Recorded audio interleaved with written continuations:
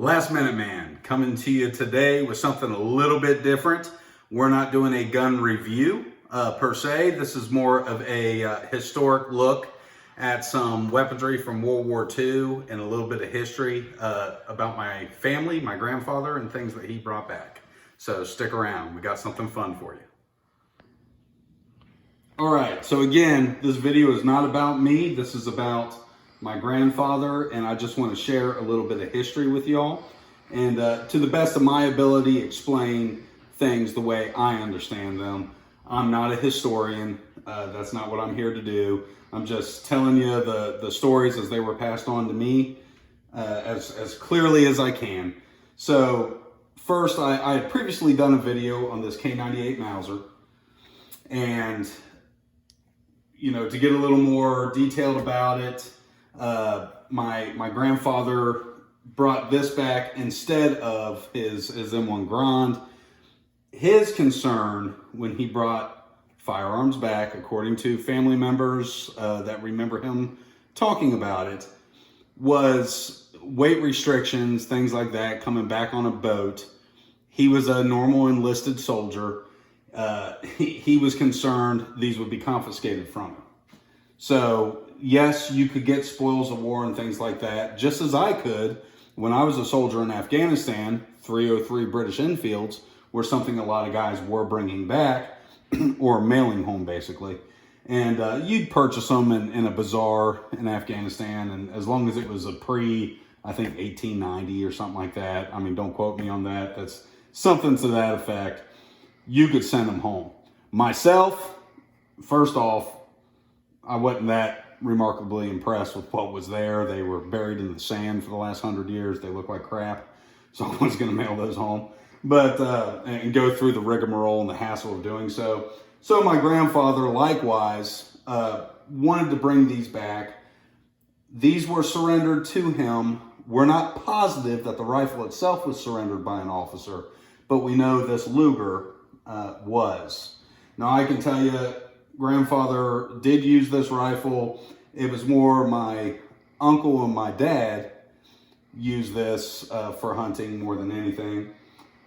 We have here, and I'm not going to go into too much detail on this other than he was impressed by these. He thought anybody can get a hold of an M1 Grand, but this would be unique, you know, to have this, and he was proud to have these. Over the years, he did have a German gas mask and a helmet and the bayonet, and those things have just been lost over the years. You know, moving from house to house and just various things happen, but these he kept a good eye on. What I have here are his original dog tags, and we'll keep his name and stuff hidden there because I think there's some things that need to remain personal. His DD-214 and whatnot, I have those as well. And he did fight at the Battle of the Bulge, and that's going to get into some of this here. And I will wear gloves when I'm handling this. I'm not trying to be that guy. I'm just saying if I'm handling something that has oil on it, and you'll see when I get into this, there's something of great historical significance, I feel. So this was actually his coffin flag from after he passed. But I'll get in right away here to this Luger. And what's funny is he worked for General Motors after the war and whatnot. So this is a shop rag from GM. But we'll go into this holster first. Now this holster is all original. I treat this with ballistol just to maintain how much elasticity this leather still has. We'll say that. Now there is a name written here. It is very hard to see. I don't know if you can see it in the light or whatnot, but there is carved in here a name. It is a German name. I've never been able to make heads or tails of it. I took German for 4 years and I can't make this out. And it looks like a MD or something here, or a ND, HD, something to that effect. I don't see any umlauts in there, but this was a name, and the story was grandfather always said that was the name of the officer who surrendered this to him. Okay. Now this one has the original tool, okay, that went to the pistol. And even when I take it apart, I don't use that. I just take it apart. Okay, and as I was saying here, it does have the original tool. These are the original magazines that came with the pistol. One is currently in the pistol. This one is has always been in there. We've never used it. And this actually has the same numbers. I don't know if you can see that. It's very difficult to see. But it is a numbers matching. It is a 534.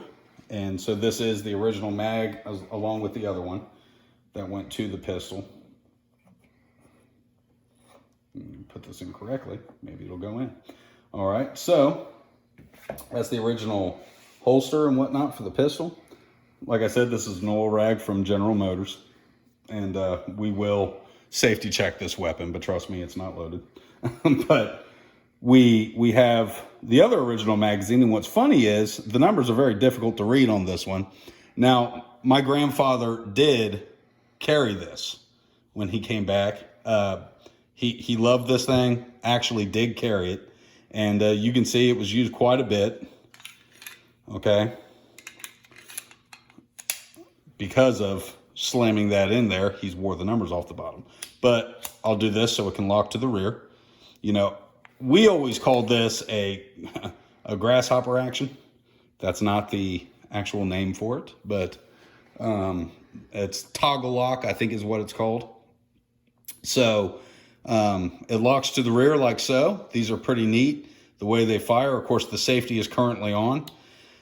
What's really neat about these to me is where the sear engagement and everything is on the pistol. So I'm going to go ahead and put the safety on so you can see as I pull the trigger, you can see movement there in this, or well, maybe not, but, oh, I've got lock to the rear. Let me drop it. So you can see movement in that sear lockup. So when I put the safety on or engage the safety, it doesn't allow that to disconnect to fire, okay? Now you can see the original serial number on this, and this is a 1916 issued, is 534, and they put the last two numbers of every piece on the firearm, and this was 1916, okay? But this is, I believe, a fascinating weapon. And one of the things that's interesting, I mean, to me anyway, is, okay, so it's locked to the rear here. So as you're firing your weapon, the bullets are actually flying out and coming back towards you. So your casings are flying back this way, which is really funny. When you're firing the thing, you get hit in the face sometimes if you've got a low pressured round or something in there. But if we look in here, I'm trying to get this angled, you can see it's polished up pretty nice in there. And this is all original. And all I do is oil this thing. We shoot it from time to time. Again, these are a family heirloom. This will never be sold. We will use them from time to time. And just to take it out and knock the dust off of it, these things like to be fed. They like to be fired. That's what they were made for. And again, my grandfather loved this thing, so we like to get it out. Every once in a while, I'll fire a few rounds, and I may do that here and get it on tape here before long. But if you look up close, these are some of the inspection markers as well as your military.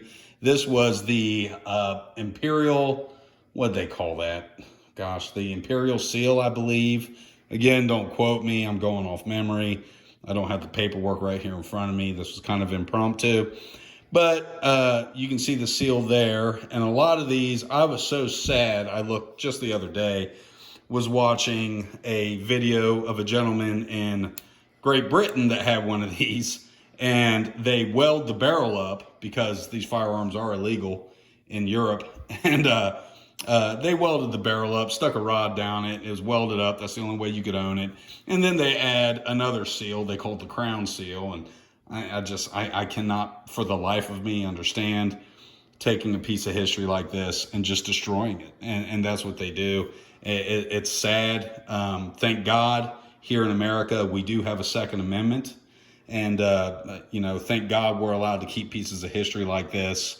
My grandfather went and fought to stop oppression, to stop dictatorship and evil in the world. The last thing we need are dictators telling us we can't own a piece of history. So that's that there. Now I want to show you some other interesting things. I call this his war chest. I have his original Footlocker as well, and that's where this stuff is typically kept. I mean, the rifle and the pistol are kept in a safe, but I keep these other documents and things in his Footlocker. This is a neat one that I've read things on the interwebs about these. I looked them up, and you'll hear tell of these, but I've never actually seen one. If somebody has seen a video of this or seen pictures of them, please send it to me. Or if you have a relative that captured these. My grandfather was in the Battle of the Bulge, and not only is DD-214 confirms that, but some other documents I'm going to show you in here confirm that. Now, his story was, at the Battle of the Bulge, soldiers were firing these things. Now, I've read interesting quirks online. Other soldiers report the same thing happening. A lot of guys believe these were poison. and what it is a wooden bullet, okay? And it's packed into an 8mm Mauser casing, all right? And it's very difficult if you can read that at all. Hold on one second there. Yeah, you can't really read that on there. But that is an 8mm. And this is what was a training round. They use these as training rounds. And basically this would hit and it would just shatter. They're not lethal, or they're less than lethal, I'm sure, under the right circumstances. Anything moving roughly 1,000 feet per second plus could be lethal. But this was used as a training round. But at the Battle of the Bulge, so the story was told to me, was they had no resources. They had nothing. So they were using whatever they had to fight. And they had these training rounds. Another thing they had, and I'll show you here, this is a silver bullet made from solid silver. And I've heard different things. They were melting down their silverware, things like that. Whatever they could use to make a bullet, they were using to make a bullet. And you can see these are heavily corroded here. But we've got a number of these, both silver bullets, and I'll show you up here. This was my grandfather's ammunition pouch. I don't know why he put things in this order, but this is the order it was. I can only speculate. These are his 30-06 rounds, okay? And these were loaded in here by him. And you can see these are pretty well corroded here. We don't take these out much. This is a rare thing for me to pull these out and show. But this is a armor-piercing 30-06 round. This goes to a 30-06. So these were all his bullets. And I assume, I don't know if some of these are new. I know the armor-piercing rounds were definitely World War II vintage. But some of these, I don't know if they're newer or what. I know in my lifetime and in my father's lifetime, these things were never changed. So as far as I know, these are all original from the war. Like I said, some of them are an armor piercing. Some of them are just standard rounds. In this middle pouch, you can see how corroded some of this stuff is now. I've got some more silver bullets. And I assume he picked these up during, he claims it was at the Battle of the Bulge, and I believe him. He had no reason to make that up. These are silver, and we have never had these looked at by a historian or anything. But like I said, searching around the interweb, you'll find tell of these at the Battle of the Bulge by other soldiers, and I've read where historians will say, well, you can't discount that they were being fired on with these wooden bullets because so many soldiers reported it. However, there's no evidence. Well, I'd say I got some evidence. Okay. And this is in the original clip. All right. So these were just training rounds, but that's what they were down to. They were desperate. The Germans were. Okay. These are kind of funky smelling after so many years being locked up. And we got another set here, and I think this is what's funny. Grandpa stuck all these together. Some of them are a 30-06, some of them are an 8mm. So it's just kind of interesting. Don't know how that happened. But, all right. So there's that, and I find that to be pretty neat. I was always fascinated by this. So that is evidence. When people tell you they didn't have these, I'm showing you they had them. So, and I don't know if everybody's saying they didn't have them, but I've read a lot where people claim that. So both silver and wooden bullets at the Battle of the Bulge.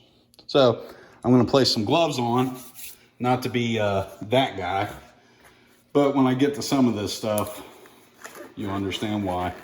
So you can read and find out, and actually it's in the movie Patton, the prayer that General George Patton had his chaplain write.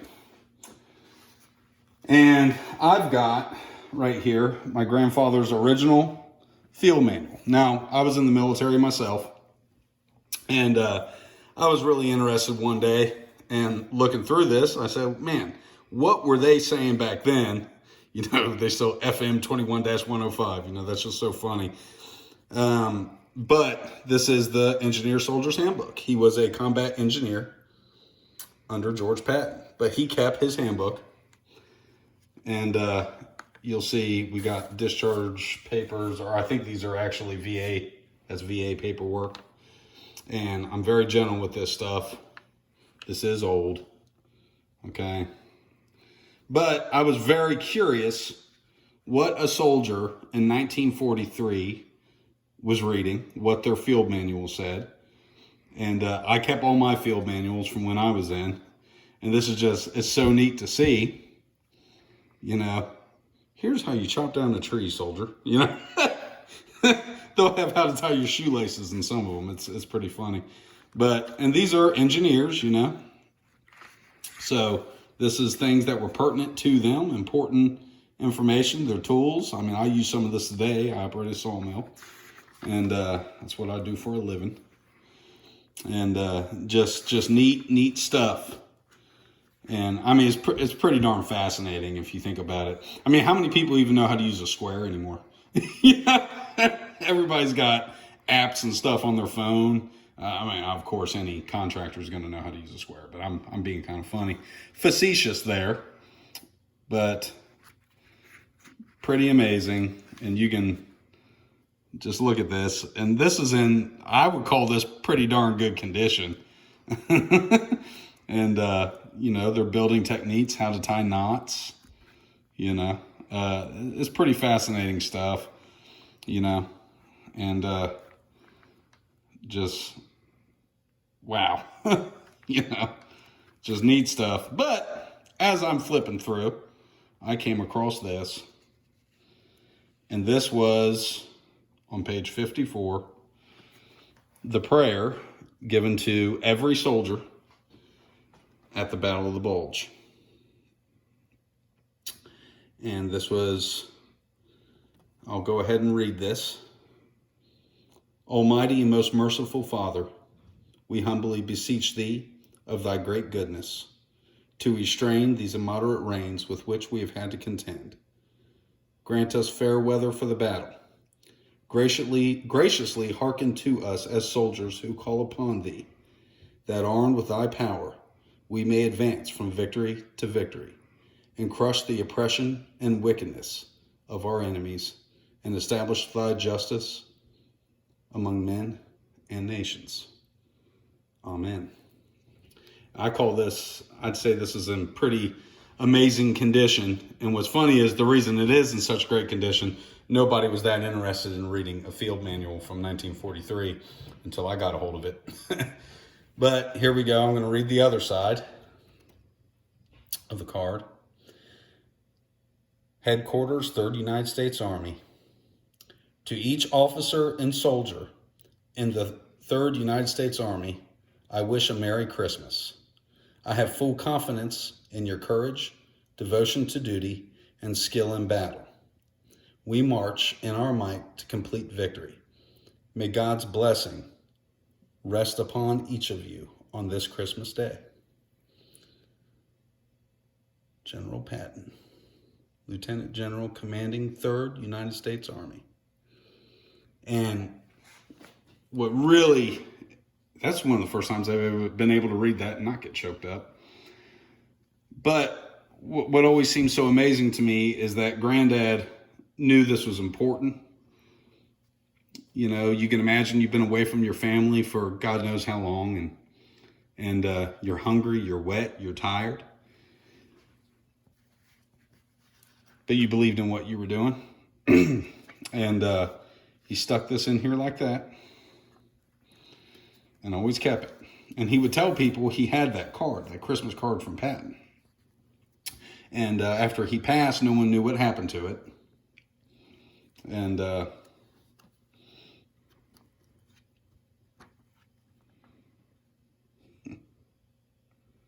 you can see there's just neat stuff, you know, I guess from, and this again, I believe, are discharge paperwork. You know, I don't want to really thumb through it here on camera, but, you know, look at the artwork and stuff in this.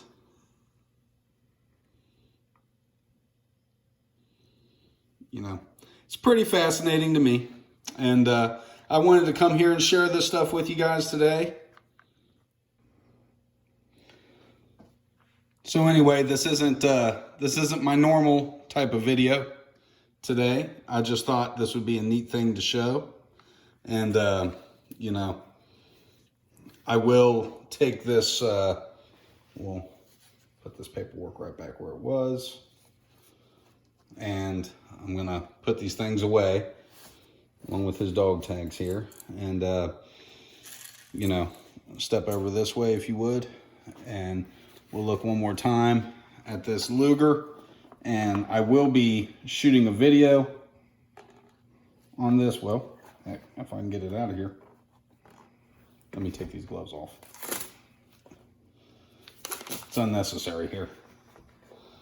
But I will be shooting a video on this for everybody. I will fire a few rounds out of it. Like I said, we take it every once in a while and shoot it. And when I say every once in a while, every few years, you know, every 5 years or so, I'll take it out and put me and Dad here will take a few rounds and just fire them through. And it's pretty accurate.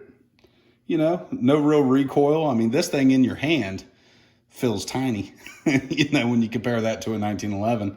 And that's another interesting thing. He hated a 1911. I mean, I'm a 1911 fanatic. I love them.